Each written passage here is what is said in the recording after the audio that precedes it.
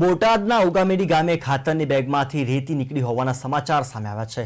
Sardar Fertilizers and એમ્પ Agro Chemicals નામની દુકાનમાંથી શૈલેષ મુરડિયા નામના ખેડૂતે 25 ખોળની થેલી ખરીદી હતી। ખાતરને પાણીમાં નાખતા જ સમગ્ર હકીકત બહાર આવી હતી। એગ્રો શોપ પર બેગોની તપાસ કરતા દિવેલના ખોળની જગ્યાએ સિટી કમ્પોસ્ટ ખાતર હોવાનું અધિકારીએ નિવેદન આપ્યું હતું।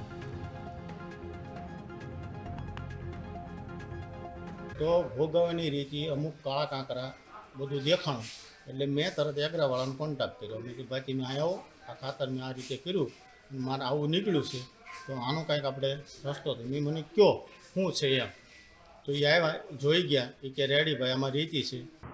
અત્રે ઉગામેડી ખાતે સરદાર એગ્રોની મુલાકાત લીધેલ છે અને મુલાકાત લેતા તેમની પાસે 128 બેગ મટીરિયલ પડેલ છે, પરંતુ તે દિવેલીનો ખોળ નથી, સિટી કમ્પોસ્ટ ખાતર છે। પણ ખેડૂતોને એ ટૂંકમાં દિવેલીનો ખોળ કરીને એની વેચાણ કરેલ છે અને એના નમૂના પણ અમે લીધા છે અને નમૂના છે એ લેબોરેટરીમાં જશે, એનું રિઝલ્ટ આવી આગળની કાર્યવાહી કરવામાં આવશે। તો ભોગ